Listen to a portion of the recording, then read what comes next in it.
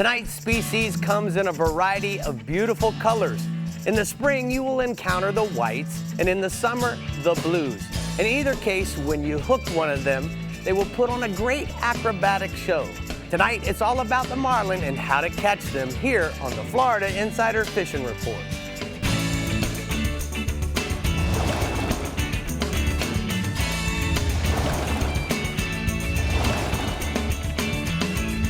Welcome to the Florida Insider Fishing Report, powered by Harbor Trucks and presented by Yamaha.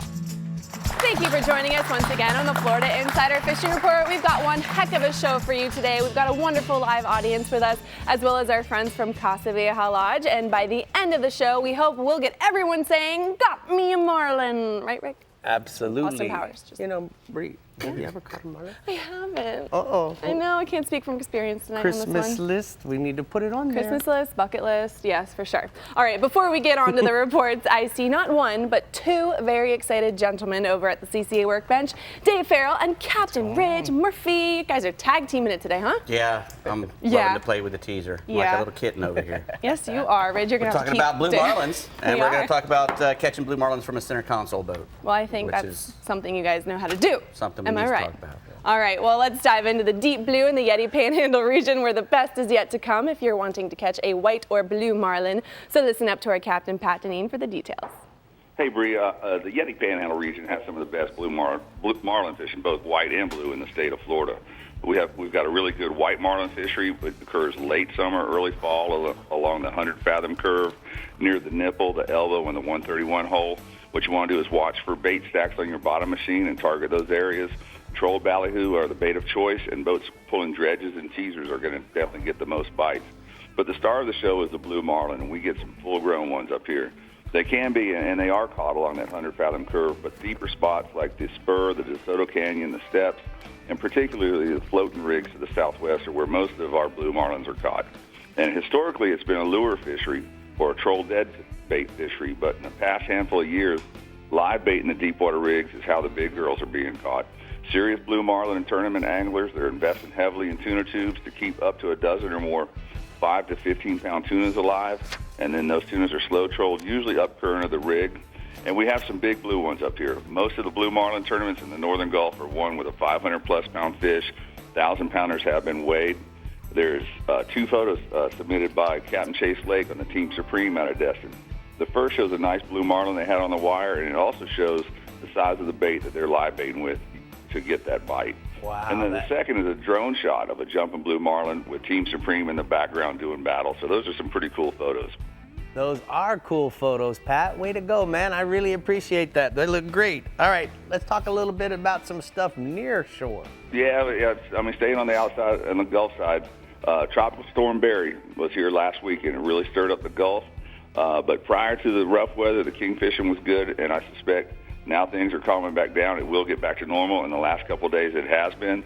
Fish the buoys outside of any of the inlets, natural or man-made structure in 60-plus feet of water, or really anywhere short of the 200-foot line where bait has concentrated. Live cigar minnows and herrings are standard baits, but live hardtails, bluefish, and mullet are preferred if you're targeting those bigger kings. A wire leader is definitely a must. Most terminal rigs consist of a single or a treble hook for the nose hook, and then a stinger treble hook positioned about 2/3 back towards the tail. Bump troll the baits or troll or drift 1 or 2 back while bottom fishing. The kings are averaging 8 to 12 pounds. In the last few days, there's also been quite a few mahi showing up, so that tropical storm did stir up the Gulf quite a bit.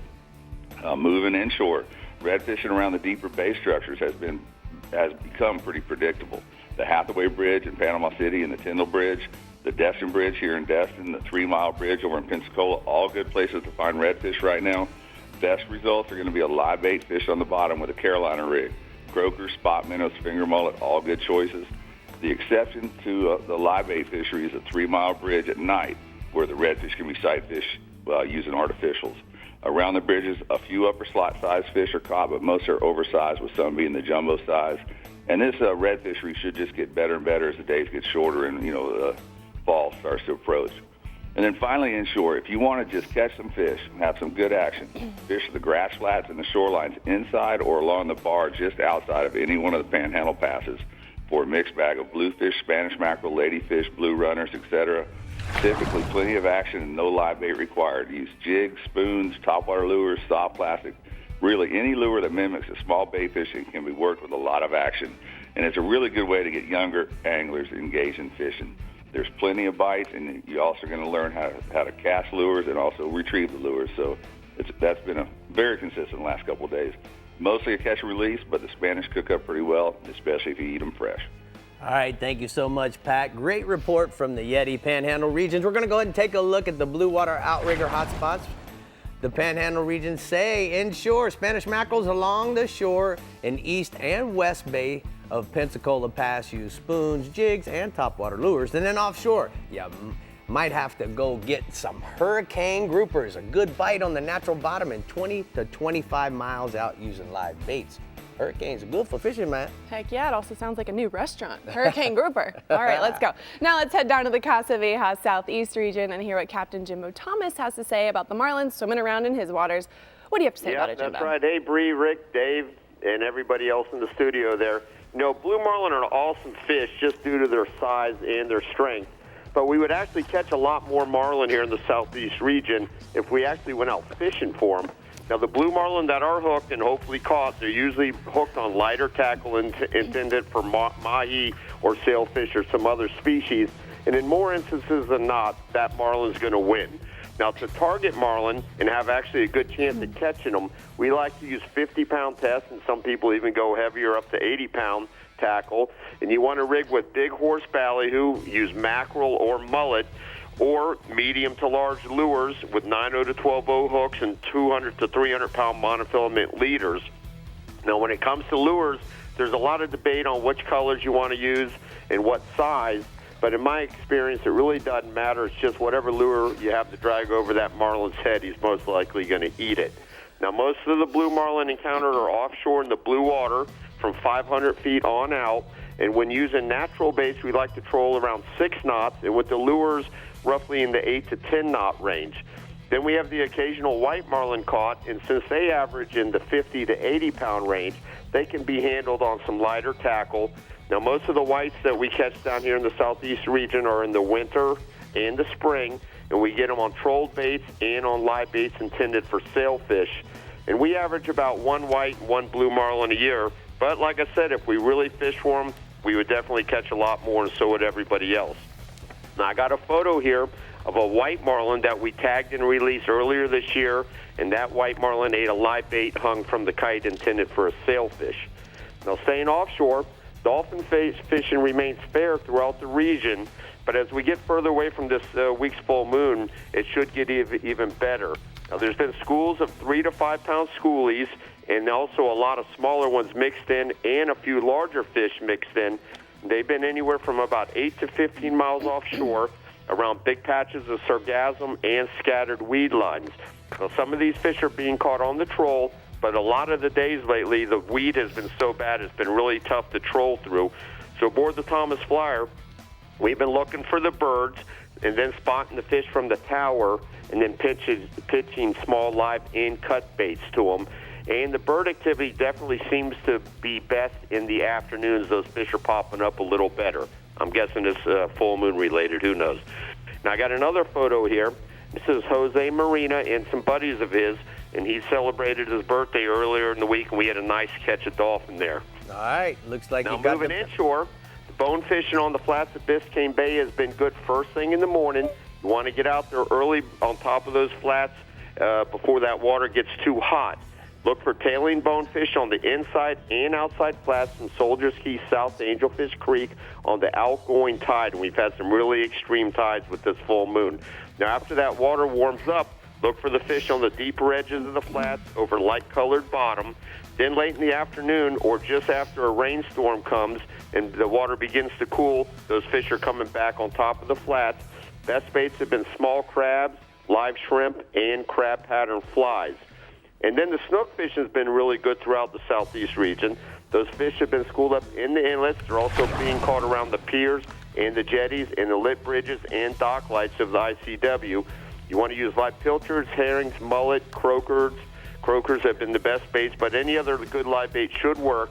They're also being caught on artificials, jigs, and soft plastics. Now, in the inlets, they've been biting the live baits drifted near the bottom on any tide, and if the water's been murky, they've been biting throughout the day. And when the water's been clear, which it has been for the most part, the mornings and the evenings have been the best. Then around the bridges and the piers, the alkaline tide in the evening is when those snook are going to bite the best. All right, thank you so much, Jimbo. Great report from the Casa Vieja Southeast region. Now it's time to take a look at the R&R tackle hotspots from the Southeast region. Inshore, catch and release tarpon and snook in the inlets and off the beaches. Fish in the evening with live and artificial baits. And then offshore, troll offshore in search of the dolphin and use live or cut bait around the grass patches, debris, and bird activity. Start looking for them in 600 out to 1,200 feet of water, Brie. Captain Jimbo did not just cut you off. Yeah, man, he's like, maybe he was late for dinner or something. Maybe. Don't do that to Captain Rick Murphy. Anyway, the Keys region is quickly approaching, but first we have Captain Ridge Murphy giving Mr. Marlin himself, Dave Ferrell, a hand over at the CCA workbench for rigs and techniques. Yeah, he's been chasing those blue marlins over there in the Bahamas on that little center console boat, so he's going to show us how he's doing. All right, we got a lot to say. We'll be right back.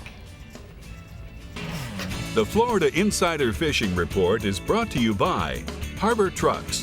Visit harbortrucks.com. Yamaha. Reliability starts here. Contender Boats. Always in the game. Sirius XM Marine. Weather, fishing info, and channel surfing. And Daiquiri Deck. Sarasota's favorite place to meet.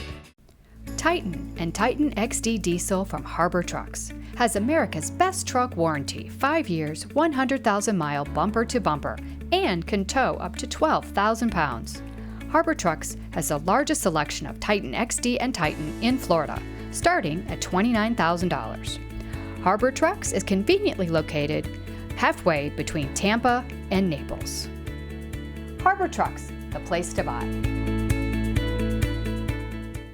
Meet the water's lightest 25 horsepower four-stroke, the all-new Yamaha F25, the new standard and 25 horsepower portable four-strokes. At just 126 pounds, it's got the best power-to-weight ratio of any 25 horsepower four-stroke on the water. With performance that bests the previous Yamaha F25 and features like Yamaha's VTS for precise trolling speeds, batteryless EFI, built-in resting pads, and carry handles, it's the perfect portable power for small boats.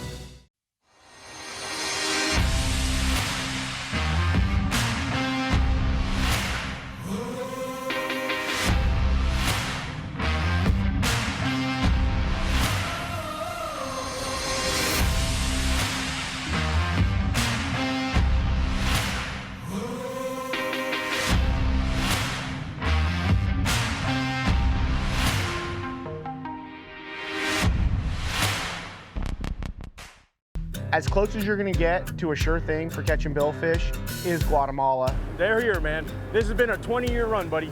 These things haven't left, there's no cycle. When it comes to sail fishing, this is the real deal.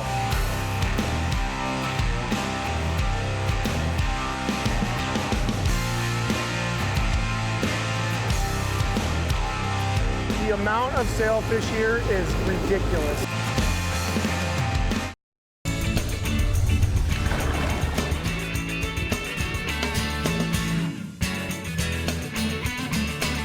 Well, it's time for the Academy Sports and Outdoors Rigs and Techniques, and here at the CCA workbench. And you know what, Dave? We had to bring in our center console specialist. Correct. Captain Ridge Murphy. What are you guys talking about tonight? I'm just here for the support. Well, you know, a lot of our fellas here are trying to go out and try to catch blue marlins on a center console, and it's a little different than trying to do it on a big, twin screw boat with a big transom. So there's little tricks and techniques that you need to use when you're on a center console because of the boat you're on.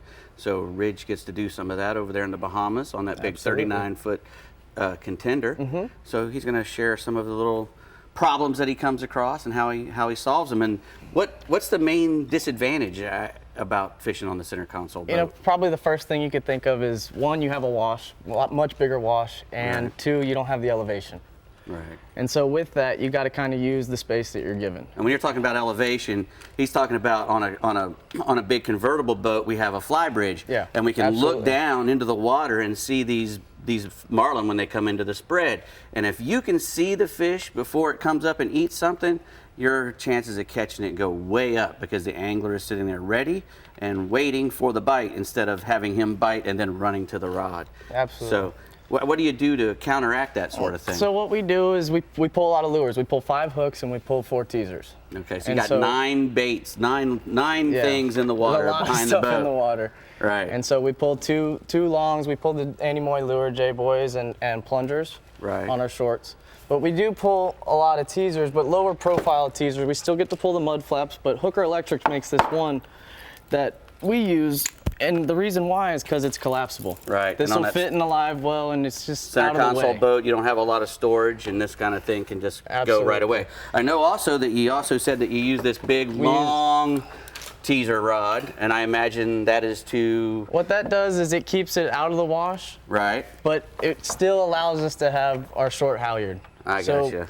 That's outside the wash, but inside the short. Because a lot of times what happens is we don't see them until after they're already coming off the squids, and the ultimate goal is to tease them to the boat and pitch to them. But a lot of times he peels off and eats that short bait before we can even get to him. So what we take advantage of that. Out this sits, Dave, in the gunnel in a rod holder. Yeah, it's an 8. I think it's like an 8-foot way rod outside. That's pretty awesome that they got that invented. Well, what it does is now you've got another outrigger. Kind of. Yeah, absolutely. And down low to the water. Right, and what you don't lose is you don't lose another position on your halyard, so you can still keep a bait out without using a halyard ring to run a teaser through, which you have to do on a convertible boat because the captain usually operates that from upstairs. And on the rough days, a lot of times, if you have your squids out with the shorts, they're going to get wrapped up. Right. So you got to take advantage of the little space that you do have. Yeah, you don't have a whole lot, that's for sure. Now you'll pull a bowling pin teasers as well. We pull our bowling pins, and some guys that have electrics like we do. We put these in the corner on a 45, and so that keeps it out of the wash. Right. But some guys that don't have the LPs or the rods cleat them off. Yeah. With the manpower, you can pull them in. All right, and these things look just like a school of tunas behind the boat. And you know, when I first started marlin fishing in '92 or something like that, these were all the rage. And then they all went away. Yeah. You know, nobody was pulling the bowling pins for a while. If you were in St. Thomas and you didn't have a set of bowling pins out, you weren't doing it right. And they went away for a long time when the dredges came. But guess what? Blue marlins didn't change. They will still come and try to eat. They're definitely getting whacked too. Yeah. So I mean, see there, he's all scarred up. They want to come and eat those things no matter what. Now, what you said you had you were pulling the Andy Moy's lures. Is there any reason why you like Andy stuff versus other ones? Or? They pull straight, and that's what Coop likes to pull, so that's what we pull. And not only that, it's kind of hard to want to go against what we know gets bit. Yeah, you know, well, Andy, when you're getting three bites you look at Andy's lures. You're pretty much pulling a little work of art when you're using Andy's stuff. Anyway, they're really nice. If you ever want to go get you a set of blue marlin lures, you can't really go wrong with Andy.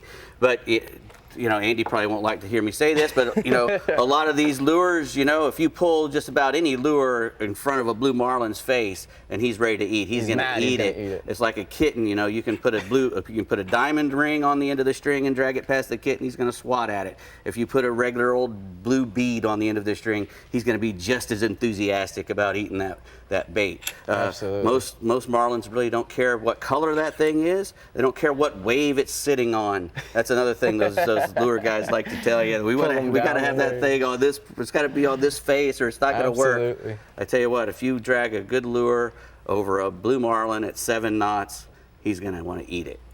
So. You know what? I think back to that kitten. I think it's the pink fur balls. What they? Oh, they really like the pink fur ball. What about you, Brie? You like the pink fur ball? Well, I learned a lot. You guys ready to go catch a marlin over here? Oh yeah, we all learned a lot, and Rick did too. All right, on that note, let's hit up the Garmin Keys region where Randy Tao is ready to give his report for a weekend of fishing to remember. Go for it, Randy. Hey, good evening, fish fans. You know, here in the Garmin Keys region, marlin is it's a trophy fish that we don't really necessarily target like you go to the Bahamas and you just heard Ridge talking about what they go through with teasers and lures and baits and everything. You know, it's a lot of work. It's a lot to get set up for to go marlin fishing, but we do catch them. We do catch blue marlin, we catch white marlin, and a lot of these are caught when we're offshore looking for dolphin. You know, you're looking for the birds, you got baits out or lures out, you're covering ground because you're going to the next set of birds. And in between, it's not uncommon with just a ballyhoo out there and really no exotic spread for a marlin to pile up on something. Now, down off of Key West, a lot of the guys will blue marlin fish along Woods Wall. It's a known area for good marlin fishing. There's actually the Key West Marlin Tournament going on right now. And these guys will pull lures, and that's the best way to cover ground. You know, a lot of this stuff, if you look at how marlin are caught, it's really the amount of time you spend fishing for them equates to a bite. So it might be 6 hours, 8 hours, 2 days. It's hard to say, but the marlin fishing is certainly hours and hours of boredom punctuated by moments of sheer terror is kind of how they round that stuff out. And they also fish live bait in Key West, like live blue runners. They'll slow troll a blue runner in the said area, especially Woods Wall, and they'll get these marlin to bite. And then also, if you're fishing with lures, about 7 or 8 miles an hour is what you want to be pulling, you know, fairly fast. You want that lure to work. I've got a photo of John Wargo from Boca Raton releasing a white marlin here off the Keys. All right. Nice. What else you got for us offshore, Randy? The yellowtail bite, you know, this time of year, we're in July already, and we've got a full moon going on. So a lot of guys are snapper fishing during the day. They're snapper fishing at night. They're catching mangroves. They're catching yellowtails. But the yellowtails are doing their thing right now from 60 to 90 feet of water.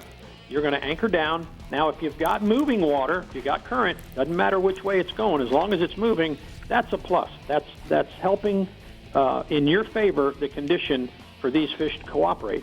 And you want to start chumming, put your chum bag out, and be patient. You know, don't be in a hurry to put a line in the water. Just let that chum start working. You'll start seeing other fish coming up in your chum slick. And right now there's a lot of ballyhoos on the edge of the reef. So you can take an R&R sabinki, about a number 6 size, and you can catch your ballyhoos right there. So you got fresh cut bait to drift back for the yellowtails. And just be patient. Throw out your horse oats and just wait and let those fish get happy before you start fishing for them, and you'll certainly catch your limit. I've got a photo with Jenny from Tavernier fishing with her husband, Rojo. He's one of the all-time great painters here in the Keys, and they know how to catch yellowtails on the reef. All right, let's go inshore, bub. The redfish bite right now seems to be a little more popular. You know, it's that time of year. July and August is always a great time to find these fish up on the flats and also in some of our snook holes.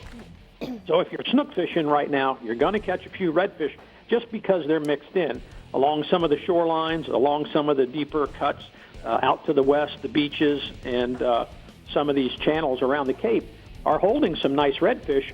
And a live pinfish or a pilchard is going to be your best bait. And anything from a 1/4 ounce to a 3/8 ounce jig head will work depending on the amount of current you got going on. And then also some of the shallower stuff, like 2 or 3 feet of water on some of these shorelines when you've got an incoming tide, has been working really well. I've got a photo. Captain Brian Williams with Serenity Charters here in Alamorada does a great job, and I don't know where he caught this lunker redfish, but he caught it the other day. That's nice. All right. Any snook reports? You know, Rick, I've been talking about snook. Everybody's catching them but me because I've been doing something else. The conditions have been good. There's been plenty around. So I took advantage of it with some folks the other day, and we got into an area and started catching some real nice snook. And we were using live pinfish on a 1/4 ounce to a 1/2 ounce jig head. And we caught some really nice fish. It was short-lived. You know, that incoming water was the perfect time. It was in the morning. We had about 2 hours of fishing. And I've got a photo of young Conrad with his first snook, a 40-incher. Whoa, that's a nice fish. Good job there, Cap. All right, we're going to go ahead and take a look at the hot spots from the Florida Keys region. Randy says that if you're going to the Keys this weekend, you might want to go inshore fishing, snook fishing.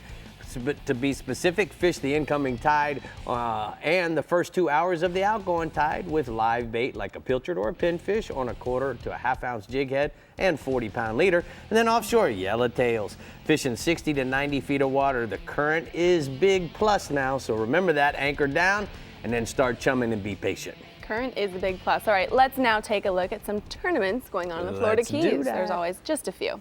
All right, anglers target 43 species of fish at the Key West Fishing Tournament, a free entry multi-division challenge that continues through August 31st. Catches and witnessed releases can be entered at several tackle shops throughout the Lower Keys and Key West or at the tournament's website. The Key West Robert James Slam Tournament, set for September 6th through the 8th, targets tarpon, permit, and bonefish, so anglers can aim for the coveted Flats Grand Slam. The event raises funds for cystic fibrosis treatment and research. Reef Environmental Education Foundation's 10th Upper Keys Lionfish Derby is set for September 13th through the 15th and is hosted by the Postcard Inn in Isla Mirada.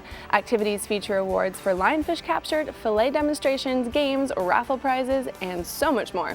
The Key Largo Rotary's Take Stock in Children Backcountry Challenge is set for September 27th through the 29th and focuses on catch and release of snook, redfish, and trout. For more information on all tournaments going on in the Florida Keys, it's available at flakeys.com. Rick. Yes. Marlin is a fish many anglers dream about catching, kind of like myself. Yes. And it's just like the iHeartRadio tagged redfish. CCA Florida Star has one caught this past week in St. Augustine, and had the angler been registered, he would have had his choice of a Contender, Pathfinder, Hughes Redfish, Carolina Skiff, or Relentless Aluminum Flats boat, all powered by Yamaha. I know. There are 7 weeks left with 17 divisions, inshore and offshore, and over $400,000 in prizes still available. Get registered, and you might just win a trip with one of our regional captains at ccafloridastar.com. I can't believe When are we gonna learn? Come on, guys. 7 weeks left. Go get registered. Come on. You can do this. You can do this. Coming up next on the Florida Insider Fishing Report, we're taking a look into the Fish Bites East and Strike Zone Northeast regions. But first, we're saying hi to good friends from Casa Vieja Lodge with a message you won't want to miss. So keep up the fight and stay hooked. We'll be right back. The Florida Insider Fishing Report is brought to you by Power Pole, Swift, Silent, Secure, Bass Assassin, and Saltwater Assassin. The best lures, period. Blue Water Outriggers, everything for your outdoor adventure. Garmin, join the club. Kubota, find a Kubota dealer near you at gokubota.com. And Casa Vieja Lodge, 5-star angling in beautiful Guatemala. I'm Captain Rick Murphy, and I'm a life member of CCA. Why am I so involved with CCA, you ask? Because I want our fisheries to be in better shape for my kids and their kids. CCA is working to ensure the future of recreational fisheries and the rights of recreational anglers. The future of fishing starts today with you. How do you want to leave things with your kids? If you're like me, you'll want to make the right choice and go to joinccaflorida.com right now. Harbor Trucks has the largest selection of new and used car and truck inventory in Southwest Florida. Our used vehicle inventory goes through a 120-point inspection process performed by certified technicians. Exclusive to Florida Insider Fishing Report viewers is our Peace of Mind Harbor Truck Warranty. If you don't see what you're looking for, give us a call and we can get it for you. Go to harbortrucks.com and click on the Florida Insider Fishing Report tab.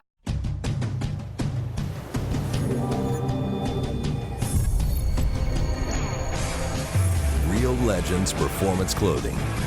Everything you need to be comfortable on the water all day long. Keeps you cool, dry, and protected from the sun. Durable performance technology at an unbeatable value. Shop anytime or go to reallegends.com to find a Bell store near you.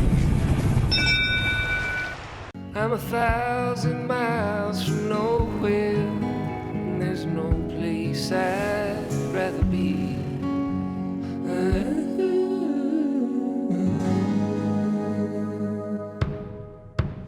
I'm 1,000 miles from nowhere, and time don't matter to me, 'cause I'm 1,000 miles from nowhere. Welcome back to the Florida Insider Fishing Report, and as you can tell, my good friend David Salazar, the owner of Casa Vieja Lodge, is in the house. You know, Dave, we're talking about marlin here this week, and certainly marlin is something that you guys catch down in Guatemala, so why don't we tell the folks a little bit about it? Yeah, we catch them. So we got a bunch of them. We pretty much catch them year-round, but I want to say our better time that we got more bites is pretty much through May, all the way through about August. And we get, more bites. We get probably, 2 to 5 bites a day in season. So typically, we're fishing out of center consoles as well as sport fish boats, right, Dave? Yeah, we got the center consoles, the 235 contenders, and we also have the sport fish boats. So you're a typical sport fishing boat. So tell me about the bycatch. So the bycatch. So bycatch, we got the mahis, the dolphin, we call them here in Florida, Right. and plenty yellowfin tuna this year. We've had some big ones. We've had, for us, big ones being the 135-pound range. I know. Yeah, we've had some good ones. There's a nice fish there that Brie caught when we were down there filming a sportsman's adventure with Captain Jason. You know, Dave, but there's no mistaking about it. Casa Vieja Lodge, the best sailfish destination and lodge in the world. So, That's you know, my when bread and people butter. decide to come down to the lodge, tell them, family, important, bringing them, right? Bring it, of course. You got to get them started. So it's a good place to bring your family and, younger kids that tend to get bored because obviously we get a lot of shots at sailfish. So it keeps them busy. Prime time for sailfish. And our sailfishing, it truly is a year-round fishery. Year-round fishery. Yeah, I mean, we had boats going out the last couple of days. They've all been seeing 20-plus sailfish a day, man. So let's talk a little bit about the breeding. setup. We got spinning rods. What kind of tackle do you expect to Conventional. use? We're typically conventional, and we're trolling ballyhoos and pitch baiting to the. Depending, believe it or not, there's 9 different boats. We kind of fish all the same, but not really. So some guys pitch baits on the flats. Some guys troll the flat line baits, but typically it's all trolled baits, ballyhoos, and then we pitch for the blue marlin. Now, what about a guy like a Kubota dealership? Maybe they want to do a sales incentive. Do you guys do corporate retreats? We got a lot of corporate groups come down and fish with us. Yeah. And they can come anytime, right? Yeah, that's whenever you want. Yeah, man. Well, I got to say, my favorite time to go, and I've been almost every month of the year. I've been going down there since 1994. You and I have been friends since 96. And the key is, for me, is I like the variety. So the fall is my favorite time because we catch the black and the blue, the stripe, and the sailfish. Yep. All right, so if guys want to know a little more about Casa Vieja, what website would you like for them to go to, sir? CasaViejaLodge.com. There we go. All right, Brie, well, it's time to go to another region, so let's ride. Absolutely it is. All right, in the Fish Bites East region, bonitas serve a higher purpose by bringing the marlin closer to shore to feed and making great marlin bait. So let's hear from the expert, Captain Mike Holliday. That's how it works, Brie. The majority of blue and white marlin caught in my region are pretty much incidental catches by anglers that are targeting other offshore species. But if you target them, you can catch them. It seems like the best white marlin action takes place from November to March, but July and August are 2 of the best months to target blue marlin in my region. Most anglers do that either by pulling, large lures or rigged baits out in deep water around the atolls or around the humps, or they slow troll the live bonitas and blackfin tuna around the tip of Palm Beach. That's where the land kind of sticks out closest to the Gulf Stream. That area around Lost Tree Village, north of Lake Worth Inlet, it's got a real quick drop-off. Marlin like to push up on the edge and hunt, the bonita, the dolphin, the small tuna. So if you put those baits out, you can do pretty well. Most of the blue marlin we get are 150 to 300 pounds. So you can target them with a 50-wide or an 80-wide tackle. It seems like the best action comes 5 days on either side of a new or full moon. That's when we seem to get those stronger tides around the inlet. It seems to bring in a lot of bait, and light up the bonitas. And for lures, if you're going to pull lures, Halloween's a really popular color, that orange and black, as is black and purple and black and blue.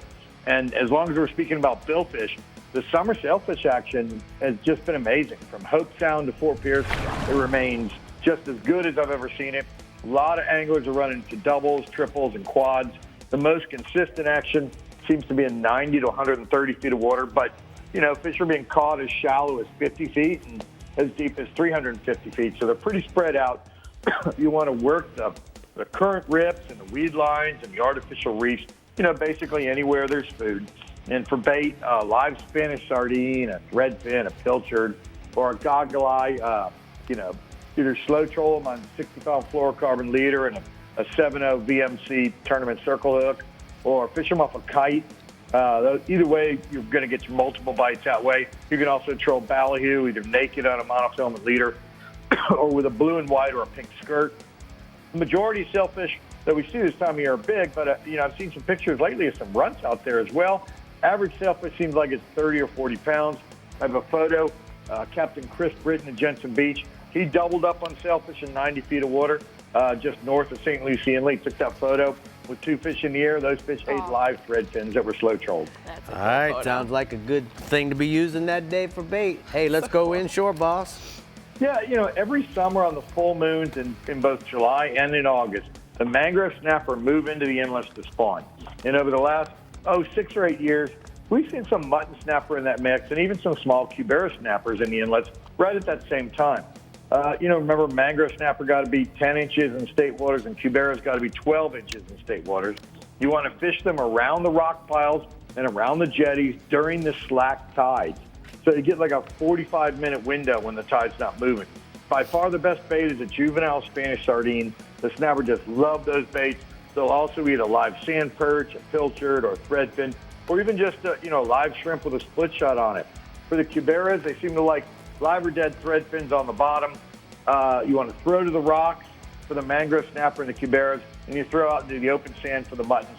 Average mangrove snapper is like 1 to 4 pounds. The cubera snappers seem to run like 6 to 20 pounds, and the mutton snappers seem to be in that 4 or 5 pound range. I got a photo. That's 9-year-old Camden Ryman. He caught that cubera snapper in the St. Lucie Inlet, and that fish ate a live Spanish sardine. Yes, the other thing, he did. Go ahead. Summertime is when the ocean gets calm and the water gets real clear, and that makes for perfect conditions for sight casting whiting and croakers out on the beach around those beachfront rock piles. What's nice about that type of fishing is you can use a light rod, 8 or 10 pound braid or light spinning rod, and there's constant action so you can get kids involved. The key is to find the rock piles that are right near shore. So places like Flowing Rocks in Jupiter, Hope Sound Beach and Tiger Shores Beach in Martin County, and Normandy and Walton Rocks beaches up around the power plant in St. Lucie County. They all got good structure right and tight that hold a lot of fish. The whiting and croaker use those rocks for protection from the predators. So you pretty much got to fish right on top or along the edges of the rocks if you want to get bit. And you can fish with, like an 1/8-ounce jig, either yellow or white or pink, and put a strip of shrimp-scented fish bites on it. Or you can just use a small hook and a split shot and a piece of shrimp or a sand flea. You just look for those little puffs in the sand, cast those open spots. Average whiting or croaker is only about 1 pound, but man, they eat really well. They eat like a big fish. All right, Mike, we got to have a bass report, so go ahead and let it rip. Yeah, again, this is the time of year when the water temperature soars and seems to slow the bite. But on the Butler chain of lakes up in Central Florida, in particular Lake Butler and around Lake Louise, where there's deeper, cooler water and there's some springs to keep the fish cool, the bite's been going strong all summer. I was talking to Captain Steve Niemiller of BassOnline.com. He's been chasing the bass that are up in schooling on those juvenile shad right at first light. The real key, find some topped out weed in the middle of the lake. Find the weed, you found the fish. Once you find a fish, you can throw anything that looks like a shad. You can throw a topwater plug. You can throw a 5-inch, shad assassin in that albino shad color or a 4-inch snowstorm colored turbo shad. Anything, in this soft bait that look like a shad, they'll get plenty of fish up to about 3 pounds. Then by about 9:30, the heat's driving the fish down, but they will pop up again after the rainstorms and then again right before dark. Once that school bite shuts down, you want to switch to fishing live shiners or, fishing a speed worm in a June bug color around the open holes in the deep water hydrilla patches. Real key, 12 to 14 feet of water. Find those hydrilla in that deep water. According to Niemiller, best shiner bite has been slow trolling the baits around the edges of those hydrilla patches. And when you catch one fish, just stay there. You're going to catch a bunch more.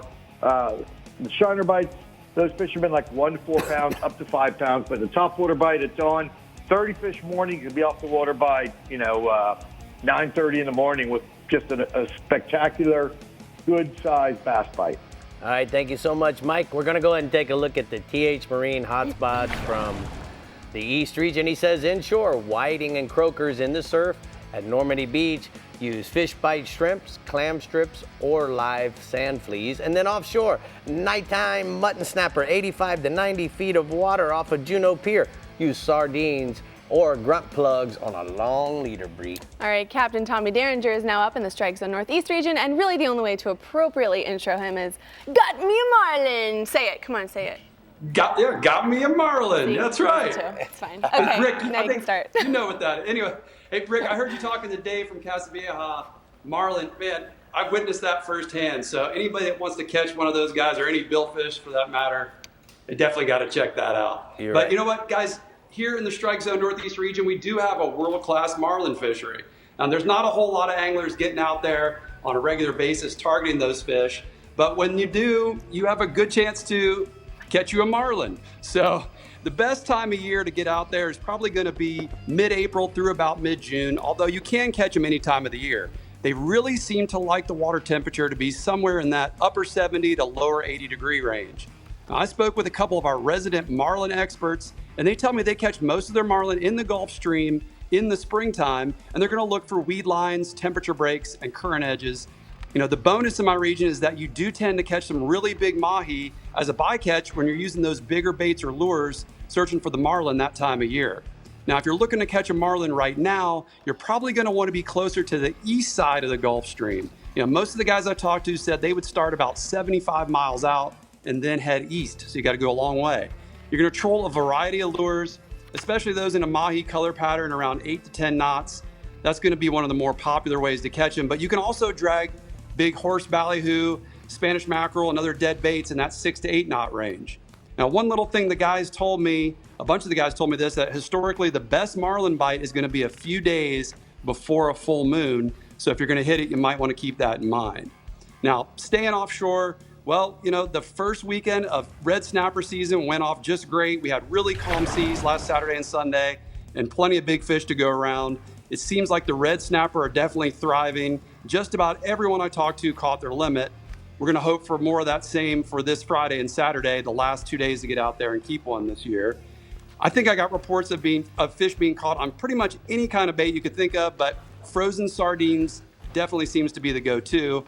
I think one of the only places you're going to find those sardines this weekend is probably up at Strike Zone. So stop by, give Dave a visit up there. He's got plenty of sardines for you as well as any other fishing supplies you might need to catch those red snapper. Of course, just about any structure offshore is holding those red snapper, but most of the really big ones, they seem to have come from about 80 foot or deeper.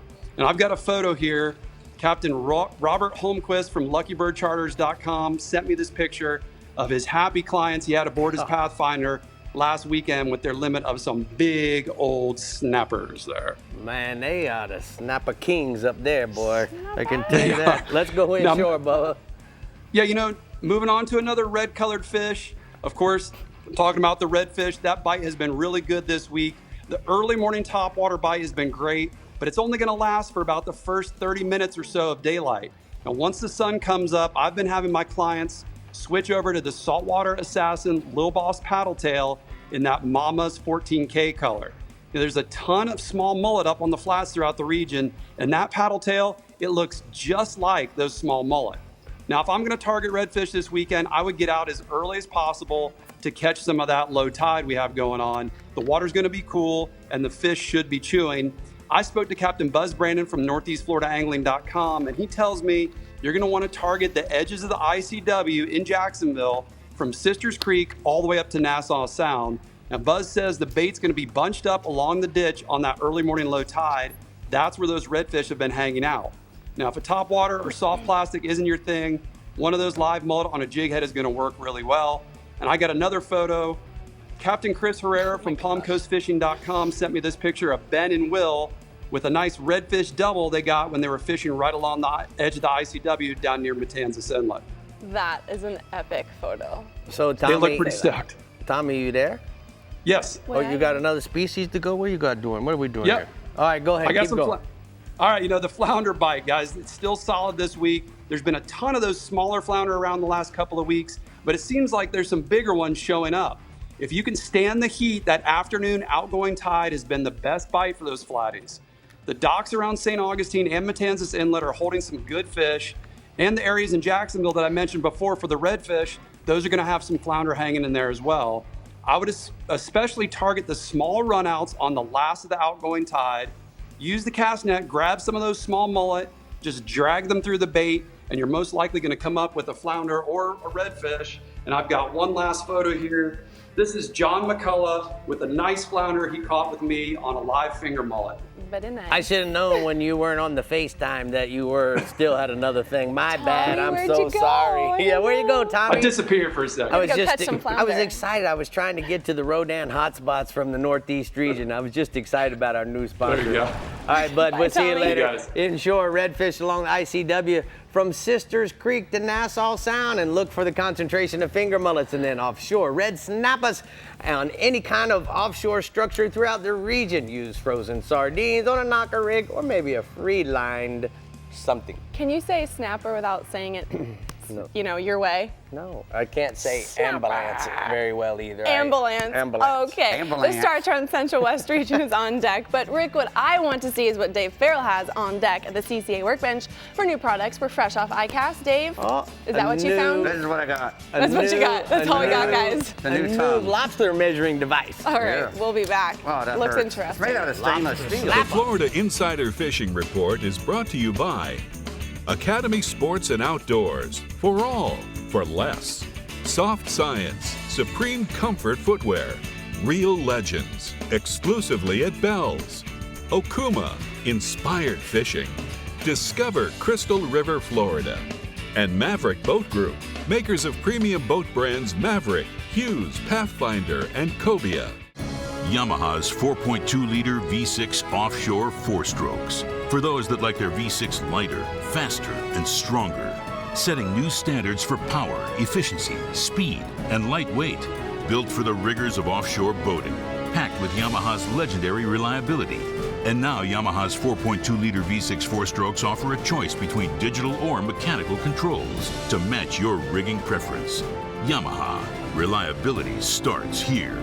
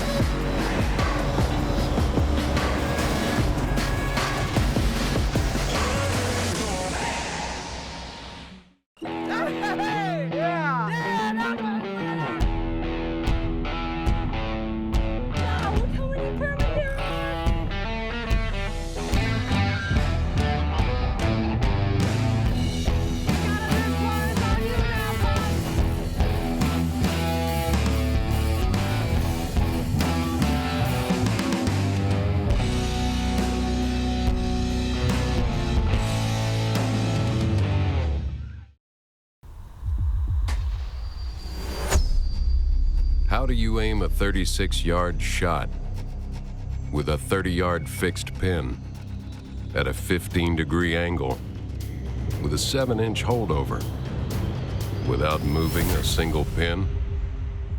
Easy. You get one of these.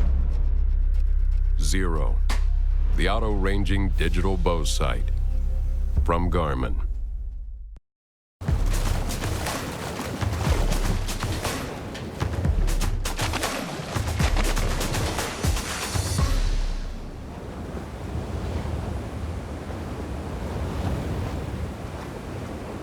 We've all had days like this.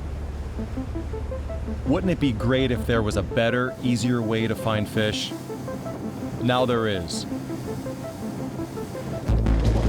Let SiriusXM mark the fishing spots on your multifunction display with a new service that will change the way you fish. You'll see recommended areas for fishing by game fish species. View locations of floating weed lines. Access surface and subsurface sea temperatures and fronts. See locations of upwelling and downwelling. View areas of plankton concentrations. And much more, including all SiriusXM Marine Offshore weather features. See it all on your display, delivered by satellite, well beyond cell phone coverage. SiriusXM Fish Mapping. More fishing, less guessing.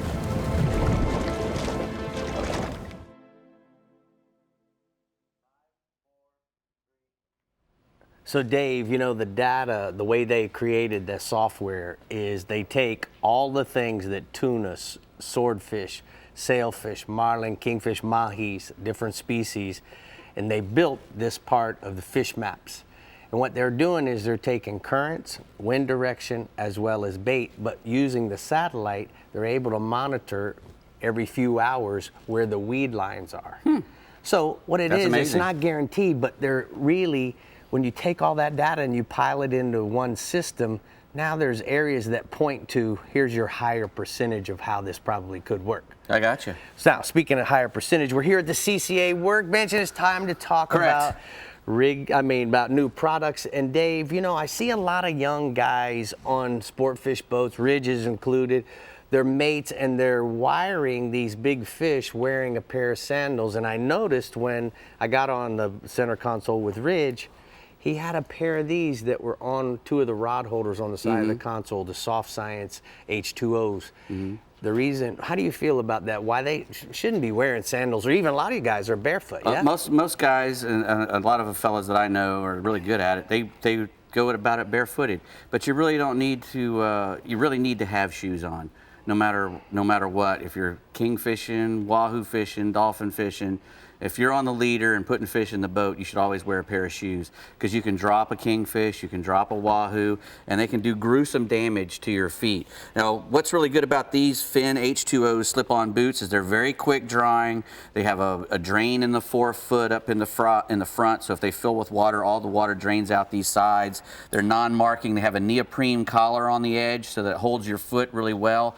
It has a good non-slip inside on the back, so it's just a really good shoe. They're incredibly light, and you should always wear a pair of shoes when you're on the boat. All right, we are talking about marlin tonight, so what about these lures, Dave? Well, these are island lures, and you know, we all use island lures. If you're going to be fishing offshore, you got to have a couple of island lures, blue and white islander, and a sail lure like this one, or a Sea Star. This one is the Big Express. But if you ever had island lures, you always know they always had hair skirts on them, really fine nylon hair skirts. Well, they've just recently started putting the octopus rubber skirts on all their stuff. So you can have a choice. Correct. Yeah, you can go and get your hair ones, or you can, hair if you or no hair. Exactly. If you prefer the rubber skirt, you can go ahead and get those now. All the island lures are coming with, they're going to start coming out with the rubber skirts at mirrorlure.com. You can go. Dave, what is this? Well, I don't know. You brought that in here. That's the new lobster slap gauge. It's a lobster slapper, and what it does is it's a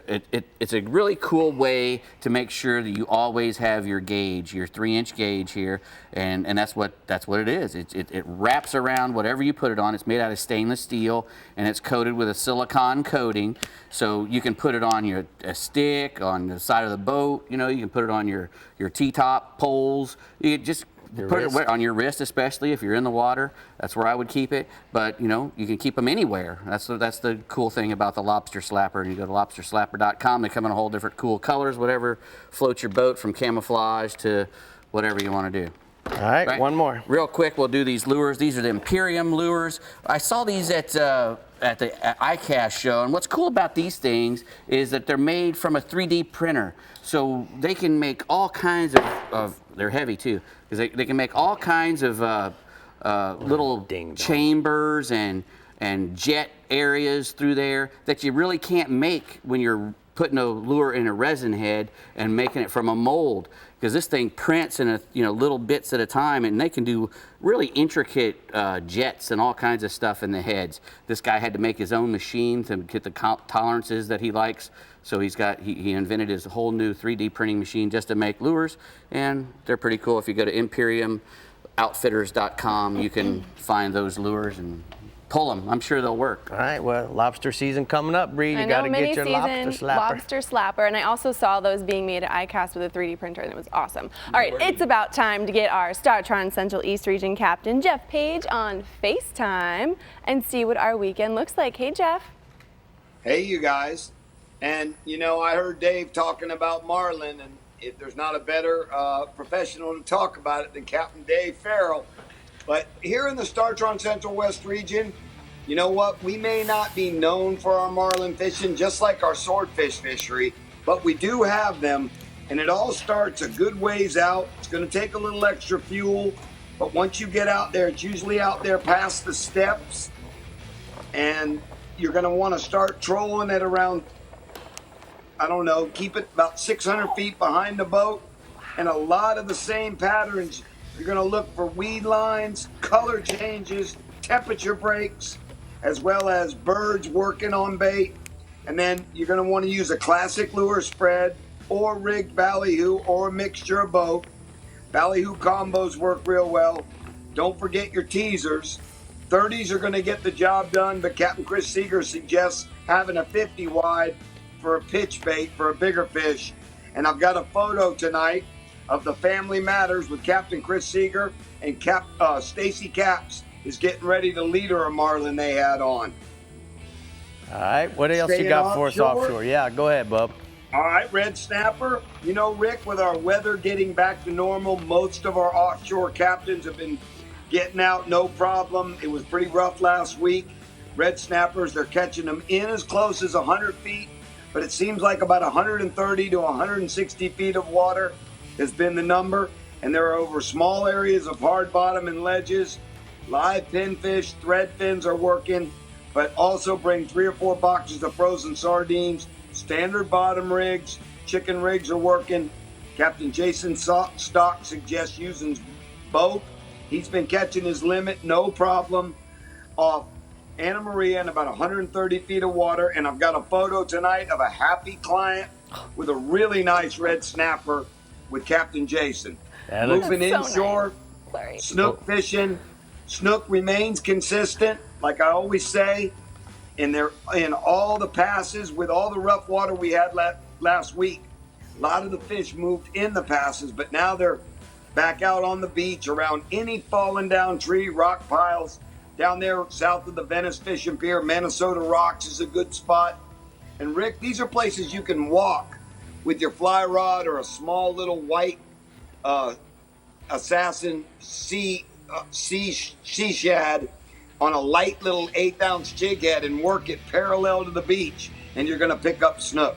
Also, nighttime fishing around the Placida Railroad Trestle and the El Jobin Bridge has been really good for big snook. Don't be surprised if you get a tarpon. Live silver mullet and ladyfish have been getting the job done, and Rapala X-Raps in the silver and black pattern. Got a snook photo tonight of a happy client with inshore addict Captain Matt Davies. And my last species tonight, trout. All this rainwater, Rick, has put a big push of small hatch bait all over the flats. And it's pretty easy. If you can find an edge where the grass and the sand meet up, 3, 4, even 6 feet of water with a nice line of hatch bait, you can throw lures in it, surface plugs, or free line pilchard out. You're going to pick up trout, mangrove snapper, small gag grouper, Spanish mackerel, and it's good fishing in these hot water conditions because the water's deeper and the fish seem to feed better. Also, we're coming off this full moon. Look for the fish off Fort DeSoto, Joe's Island, Bishop's Harbor. You're going to see the bird working the bait, and don't be surprised if a cobia shows up. The Bass Assassin, Saltwater Assassin, 4-inch sea shad in the violet moon pattern, or Houdini on a silver jig head have been getting the job done. And I've got my last photo tonight of walleye fisherman Jack O from Hooker Electric with a nice trout he got with me. Real quick, don't forget, we got the daiquiri deck Monday night. You and me and Miss Brie. So I want to see everybody get down there to the daiquiri deck on Venice Avenue Monday evening. For the first 50 people, Brie's buying daiquiris. How about that? All right. Nice. We'll go ahead and take a look at the daiquiri deck hotspots from the Central West region. He says inshore snook, fish Placida Railroad Trestle on the evening outgoing tide with live pinfish and grunts or silver and black number 10 X-Raps, and then offshore red snappers, lots of quality reds holding on the hard bottoms and ledges in 130 to 160 feet off of Venice. Frozen sardines or live pinfish is your best bait. Yes, Jeff stole my thunder, but we will all be at, well, us three Musketeers will be at the Daiquiri Deck Venice location coming Monday, July 22nd from 6 to 8 p.m. So come on by if you're in the area, join us for food, fun, and of course, daiquiris, which I guess are on me now. Can't take that back, right? They're all on me.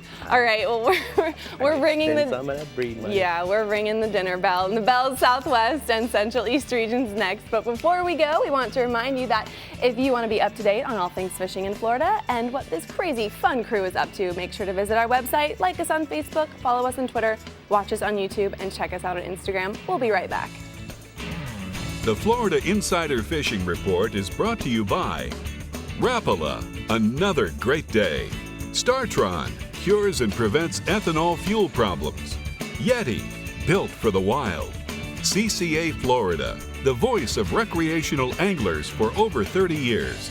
Ameritrail, load, launch, relax. And Strike Zone Fishing. Titan and Titan XD Diesel from Harbor Trucks has America's best truck warranty, 5 years, 100,000-mile bumper-to-bumper, and can tow up to 12,000 pounds.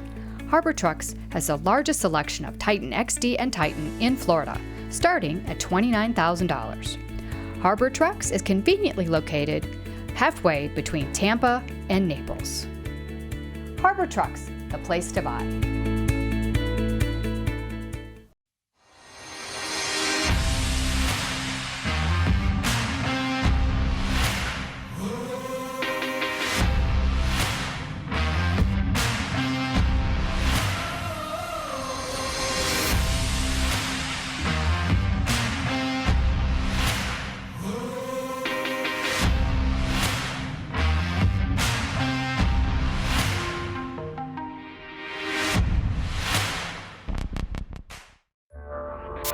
Oh, there it is.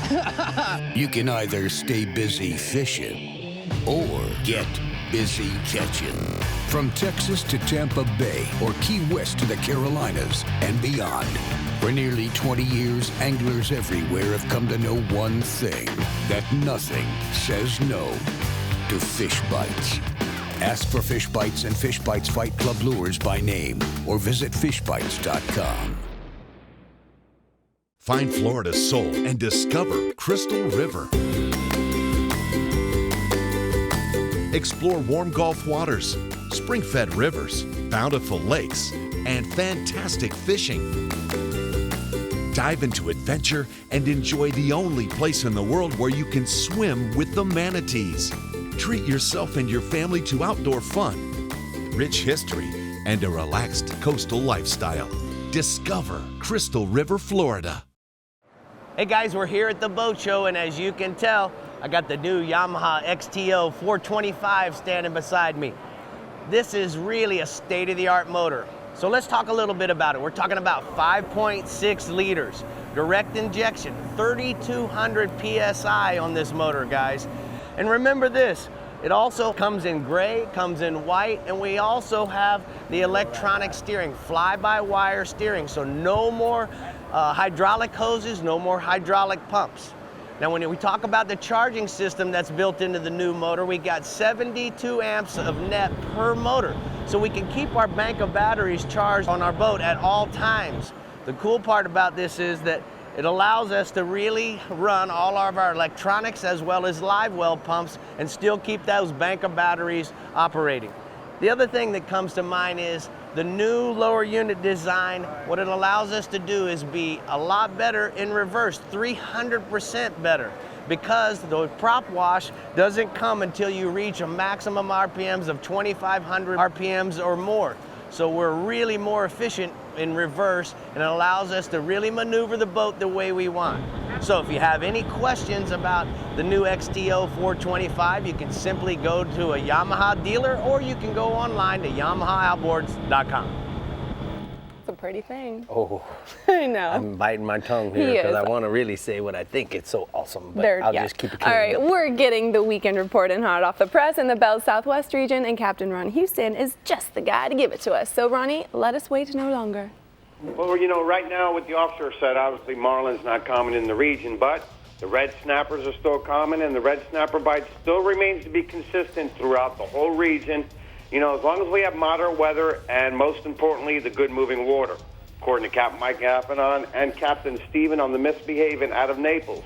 You know, they both say some days you got to work for it, but they are getting the limits, and they said the key depths have really been about 155 to 175. And, you know, depending upon the current, you can be using anywhere from 7 to 10 ounces of lead, depending on that current, you know, 60 to 80 pound fluorocarbons, You know, you can alternate live baits to include sardines, pinfish, squirrelfish, but also a variety of cut squid, herring, sardines, and mullet strips. You got to understand with this bite right now, you got to have patience. Some days it's one at a time, and then sometimes you just get on some spots and pick up your limits real quick. And I got a prime example with Captain Steve running out from the misbehaving of a variety of fish caught out in those depths in the last couple days. Now, still on the offshore side, the permit. That's a consistent bite that still remains to be good from Wiggins Pass to Redfish Pass, fishing most noted wrecks at about 35 to 60 feet of water. You know, especially in the last couple days, reports I've gotten, these fish have been schooled up all around the structure. Now, you can drift on the outskirts of the structure, which has really been the key, just when you hook up to keep the fish away and gives you a better chance of fighting the fish. Live crabs, free line, but with groups of fish on top early in the morning, there's plenty of opportunity to sight fish these fish, and most importantly, if you do see them, try and hit the lead fish right now early in the day. Now, on the inshore side, the tarpon. Captain Corey McGuire says fish are starting to show up in the Matlacha Pass area and still continue to be up in the upper end of the Charlotte Harbor area, as well as Captain Danny Latham reports he is still catching fish along the outer beaches from Santa Bella Boca Grande, as well he's still fishing on some of the days when it gets a little windy up in the upper end of the harbor. And also there are fish down in the southern end of the 10,000 islands to the Everglades, especially in the mouths of the rivers and the passes with all this fresh water flow. And I do see less pressure down in the southern end of the region. I've got a couple nice pictures of a couple tarpon releases, one with while fishing with Captain Danny Latham and another one while fishing with Captain Corey McGuire. So the weather's looking good for the weekend, so there's still plenty of opportunity. Also, another species is the largemouth bass. Now, with the rains we've had, water levels are rising, but they haven't risen to a level where they've gotten too high, and the fish can get back and away, where it's difficult to catch fish. So concentrate your areas in the Naples area, in residential canals and lakes, but then also Highway 29 between I-75 and US 41, as well as US 41 east of the Miami-Dade County line, starting at the Wootton's Airboat Rides and heading east. Now, all of these areas, due to the heat, top water's first couple hours in the morning, popping lures, prop baits, soft plastic frogs. But once that bite slows down, you want to go to sinkhole-style baits like the Bass Assassin Double X Fat Job in colors of the St. John Special, Hillbilly Special, and Jew Bug on a quarter-ounce weight with a 4-0 flipping hook, either pegged or bobber stop, in place, pitching edges, especially along areas of lily pads and rocks. And I just did that in the last couple days, and I got a couple pictures when I had the opportunity to fish with my brother with some quality fish, exactly working those patterns. Dang. Ronnie, got a quick question for you. When's the Midnight Riders going to invite Captain Rick and Brie to go do that? I want to go bass fishing with you guys. Go do some bass fishing. The snook fishing's good right now. We're throwing artificials and getting limits. So, Brie, as soon as you're ready, text me. Tell me your available days, and we'll get you out on the boat. All right, Bub, Rick. thank you so much. We're going to go ahead and look at the Caddy Can hotspots from the Southwest region. He says inshore, redfish fish Pine Island Sound and Matlacha areas using cut bait and live pinfish on the higher stages of the tide along mangrove shorelines.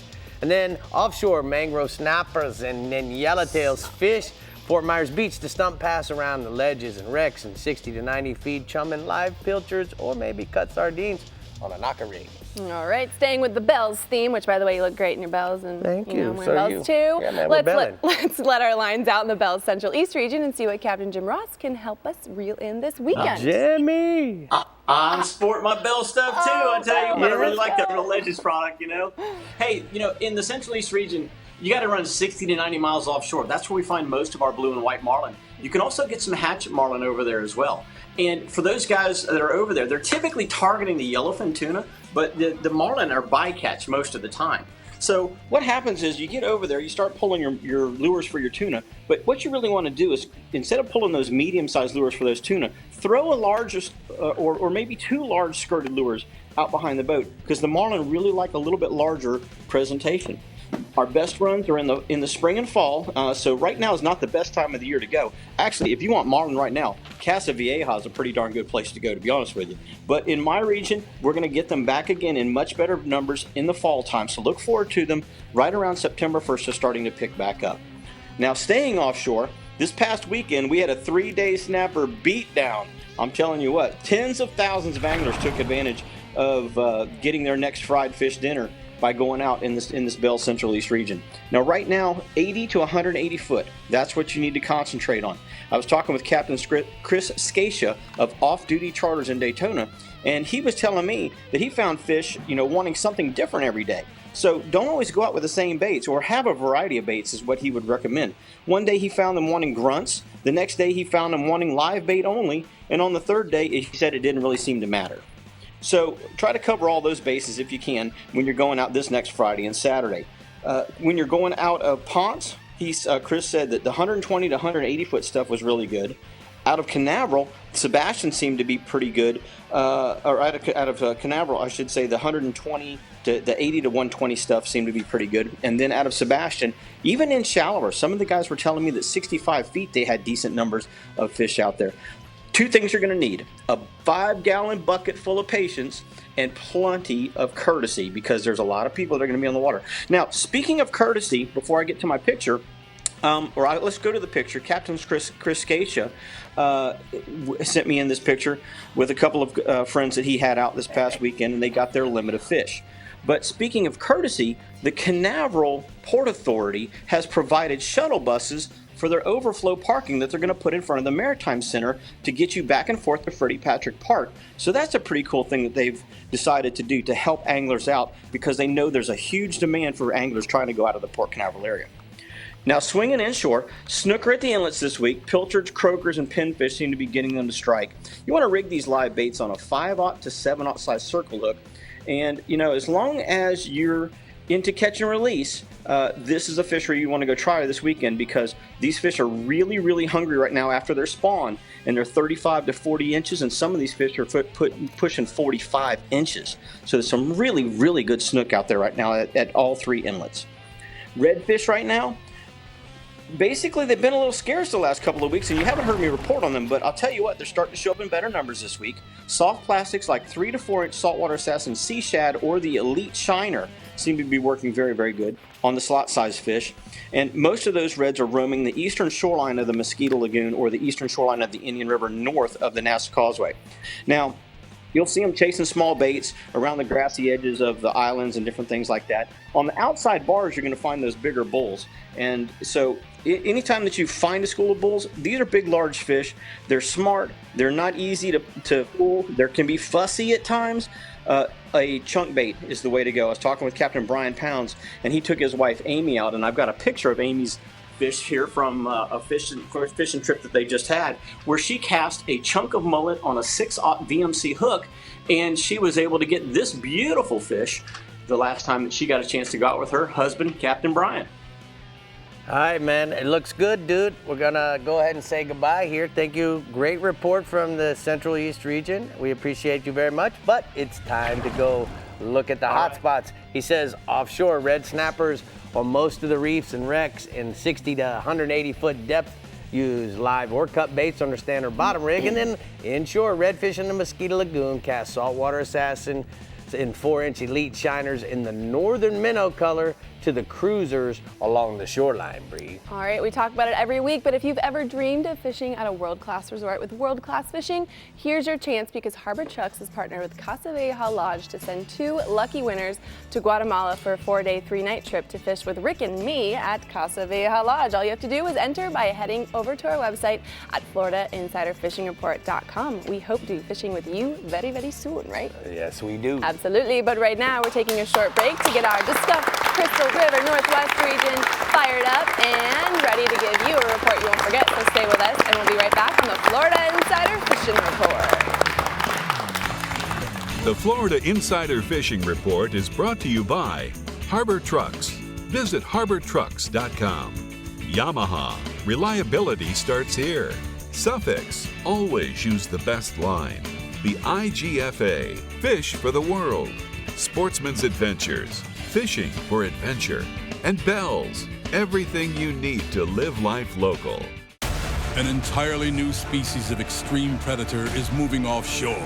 The Yamaha 5.6-liter V8 XTO offshore outboard. Extreme big block thrust and power in the industry's first direct injection 4-stroke. Quiet, efficient, powerful, and proven Yamaha reliability. More than an outboard, it's a fully integrated power system. The all-new Yamaha V8 XTO Offshore. It's a different kind of work week out here.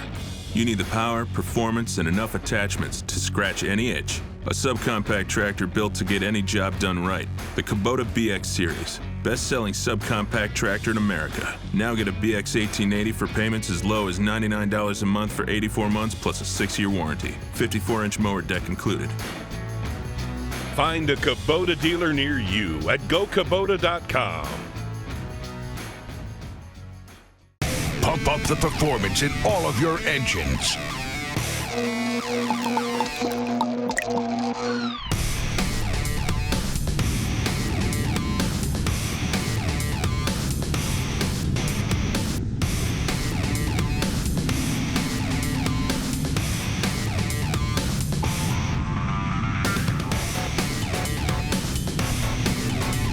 Kick your gas into gear with StarTron. Harbor Trucks has the largest selection of new and used car and truck inventory in Southwest Florida. Our used vehicle inventory goes through a 120-point inspection process performed by certified technicians. Exclusive to Florida Insider Fishing Report viewers is our Peace of Mind Harbor Truck Warranty. If you don't see what you're looking for, give us a call and we can get it for you. Go to harbortrucks.com and click on the Florida Insider Fishing Report tab.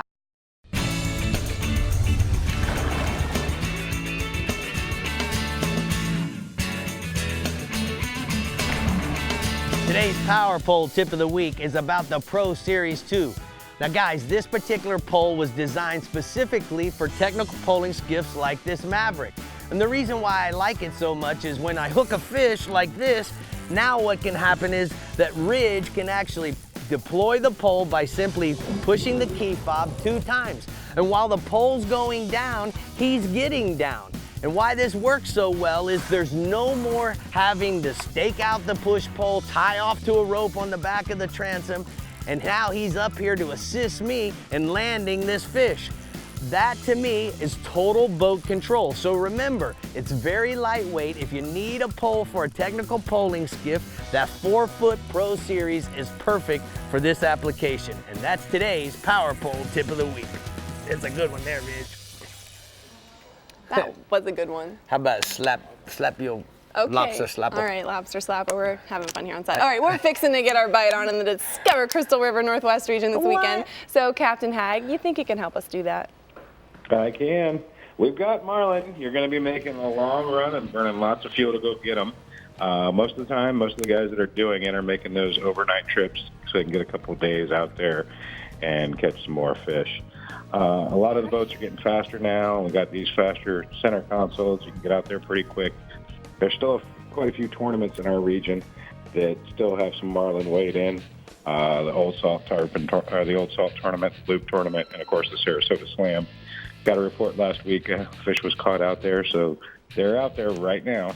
All the stuff that was talked about tonight, standard softheads, islanders, blue and whites, really popular in our area. Also, purple and black's another great color. Naked or skirted ballyhoo also works well. Wired up Spanish mackerel works good. And as far as live baits, it's hard to beat a bonita or a small blackfin tuna. Those are all great Marlin baits. But staying offshore, the gag grouper bite seems to be everywhere right now in my region. Reports from shallow to deep are coming in throughout the whole region. Look for your fish on rock piles and ledges from 70 to 180 feet. I know it couldn't be a little specific on the depth, but I've been getting reports shallow and deep. So we got a lot of fish out right now with a lot of keeper-sized fish. 180 to 125 pound, 80 to 125 pound fluorocarbon leader, a 6/0 to 9/0 VMC circle hook, and 6 to 8 ounces of lead, depending on what size your bait and what depth you're fishing in and the current. Live pinfish and grunts have been working really great for live baits, octopus, and Boston mackerel for dead. Moving on inshore, Captain Mario Costello at Talltail Charters had a plantation in on Crystal River, reports a really good redfish bite right now around the Mangrove Island and Keys from Yankeetown to Homosassa. Mario is posting up on the windy side of the shoreline, making long casts with light line to keep from hooking these fish right now. He's using pinfish at low water and live select shrimp on an 1/8-ounce jig head on the high water. And the fish right now in the area are running anywhere from between 25 and 30 inches. Moving up to the north, Captain John Lane at Captain JB Charters out of Apalachicola reports the bull redfish bite right now, being caught in the passes, drifting large, fresh dead shrimp on a standard knocker rig with a 1-ounce lead and 12 to 18 inches of 40-pound fluorocarbon with a 2-aught circle hook. Moving down to the southern part of my region, Captain Jimmy Huddleston of CaptainHud.com reports the Ozona redfish bite. The fish have started moving out on the barrier islands and are working around the oyster bars. School of mullet are congregating on the small islands, and he's getting those larger redfish hanging around them on the flood tides. Throwing gold spoons and pinfish under a cork has been most effective. And I got a couple nice photos from our captains of some nice redfish. All right. We're looking good there, dude. Hey, Yeah, some nice fish. I guess I'm going to be seeing you tomorrow for... Yeah. We're going to be... You got another fish? Go ahead and tell me about it. I got snook. We're going to be mostly concentrating with the bite right now in the warmer months. Large numbers of fish are near shore, and the reefs to spawn. Incoming tide has been the best bite right now. Large snook, like large pinfish and croakers, so those are the best baits right now, free line. The high rains have kind of cooled the water off a little bit and helped the snook bite, and I've got a great fish that Captain Jimmy turned in of a nice snook out there at Honeymoon Island. All right, Hag, I got a question for you now, dadgummit. I was in such a hurry to get to talk to you. So what are we going to be fishing for on this Sportsman's Adventures? That I didn't get invited. Nope. We're going to get out there and try and catch some of those little micro-poons. I love catching tarpon. I don't care what size they are. Those little micro-poons on a fly rod are fun, so hopefully I'm going to get you on the front of that boat pulling on one of them fish dancing in front of us. All right, well, I think you and I share the love for the tarpon for sure, so this ought to be good. Got two dudes that love tarpon, 2 dudes with goatees, and 2 dudes with shaved heads. Oh, man, what twinning. could possibly go wrong? Twinning. All right, thanks, Hag. I'll see you in the morning. And guess what, guys? We're going to go ahead and take a look at the Anytime Sunscreen and Mosquito Repellent hotspots from the Northwest region inshore. Snook along the beaches and passes. Use pinfish and grunts drifted on the outgoing tide, and then offshore. Mangrove snappers one more time on the high relief structure from 15 to 60 feet of water. Use small pinfish and maybe even a piece of cut sardine. You need to reel you in tonight, Rick. You're just all over the place, jumping and doing all kinds of stuff. You know what happened is you kept covering my Okay, rundown. all right. I All gotta the blame it regions, on it's somebody. my fault. All the regions have been accounted for, which means it's your turn to get out there and catch some fish. But stay on board just a bit longer so we can tell you what we're dropping our lines for next week, only on the Florida Insider Fishing Report. If Rick can stay with it that long. That's right. We got it. Titan and Titan XD Diesel from Harbor Trucks has America's best truck warranty, 5 years, 100,000-mile bumper to bumper, and can tow up to 12,000 pounds. Harbor Trucks has the largest selection of Titan XD and Titan in Florida, starting at $29,000. Harbor Trucks is conveniently located halfway between Tampa and Naples. Harbor Trucks, the place to buy. Master your most challenging offshore experience with confidence and ease with Yamaha Helmmaster. Precise, intuitive control on the open seas. Unrivaled ease for maneuvering and docking in port. And now SetPoint adds 3 new dimensions to boat control. Maintain boat position with fish point, or a position and heading with stay point, or a heading while you drift with drift point. Yamaha Helmmaster. Now with SetPoint. Complete digital control for today's larger offshore boats. For the bass that thinks it's a bulldog. For the walleye that thinks it's a freight train. For the tuna that thinks it's a torpedo. For the tarpon that thinks it's a tarpon. You need the mono that thinks it's a braid. Suffix Advance. New Advanced Mono with HMPE braid molecules for strength, abrasion resistance, and low stretch. Suffix Advance. The mono that thinks it's a braid.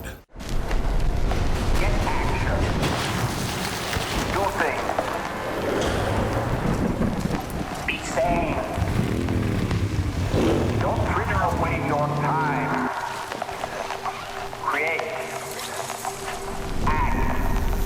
Take a place wherever you are.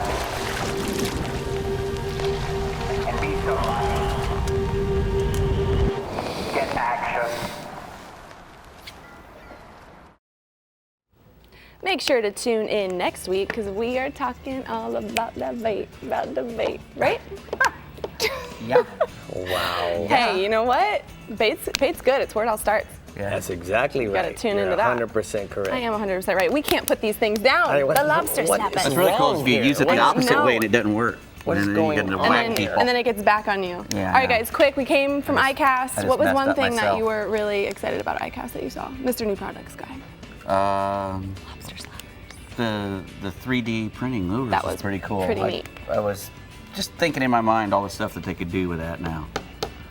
So That's what I many like. things. Did you say Hey, anything? you know what? No. If you guys think that Brie is a distraction, Oh my send me goodness. an All right, email. thanks for okay? tuning in, everybody. Send We'll that see you email next to week Florida only on the Florida Insider Fishing Report. So you can know what I Get go outta here. through every single day.